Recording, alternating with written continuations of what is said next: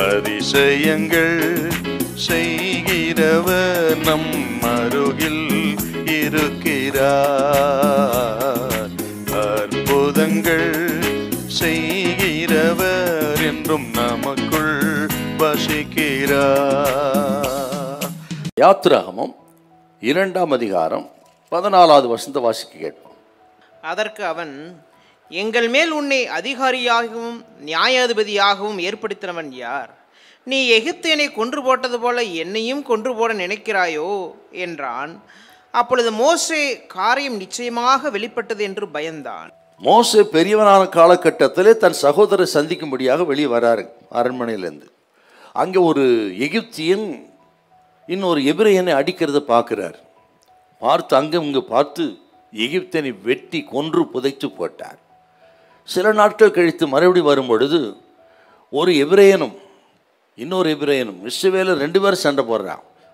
அவளுக்குள்ளே வந்து நீங்கள் சகோதரர்கள் சண்டை போடலாமான்னு சொல்லி சமாதானப்படுத்தும் பொழுது அதில் ஒருத்தன் சொல்கிறான், பாருங்க, முந்தைய சம்பவத்தில் ஈடுபட்டவன் சொல்கிறான், எங்கள் மேல் துரைத்தனம் பண்ண பார்க்கிறாயோ, அந்த எகிப்தினை கொன்று போட்டது போல எங்களையும் செய்ய பார்க்கிறாயோ அப்படி சொன்ன உடனே இந்த வார்த்தைக்கு மோசே பயந்து அவர் அங்கிருந்து மீதியான் தேசத்துக்கு ஓடி போனார்.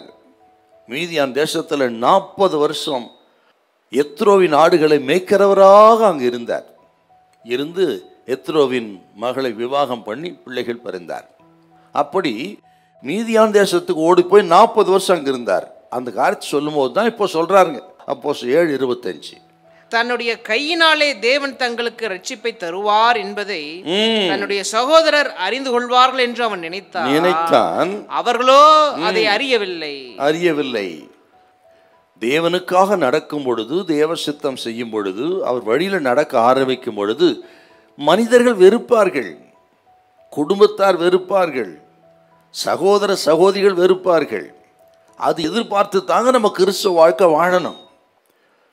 நீங்கள் ரட்சிக்கப்பட்டு ஆண்டவருடைய பிள்ளைகளாய் மாறி கர்த்தருடைய பிள்ளைகளாய் இருந்தால் ஆண்டவர் சொன்ன வார்த்தை, உலகம் உங்களை பகைக்கும். உலகத்துக்கு நமக்கும் விரோதமான போக்கு தாங்க இருக்கும். உலகத்தோடு நீங்கள் ஒத்து போனீங்கன்னா பிரச்சனையே கிடையாது. உலகத்தோடு ஒத்து போகிறவன் கிறிஸ்தவன் அல்ல. ஆகவே தான் இந்த காம்ப்ரமைஸ், அந்நிய நுகத்தில் பிணைபடாதேன்னு திரும்ப திரும்ப திரும்ப ஆண்டவர் வேதத்தில் எச்சரித்து சொல்கிறாருங்க. அப்படி அந்நிய நுகத்தில் பிணைபடாமல் உலகத்தை எதிர்த்து ஆண்டவர் பிள்ளையாக வாழணும்னா இந்த எதிர்ப்புகள் வரத்தான் செய்யும். வேலை செய்கிற இடத்துல அல்லது குடும்பத்தில், வியாபார ஸ்தலங்களில் நீங்கள் ஆண்டவருக்காக வாழ நினைக்கும் பொழுது, உண்மை உத்தமாக இருக்கும் பொழுது, அப்படி வாழாதவர்கள் எதிர்க்கத்தான் செய்வார்கள். இதை கேட்குற கர்த்தருடைய பிள்ளைகளே, அப்படிப்பட்ட பகை வெறுப்பு உங்களுக்கு இருக்கிறதா? பயப்படாதீங்க. நீங்கள் சத்தியத்திலும் நடக்கிறீர்கள், அந்த சத்தியத்திலே இருங்கள். கர்த்தர் உங்களை கைவிட மாட்டார்.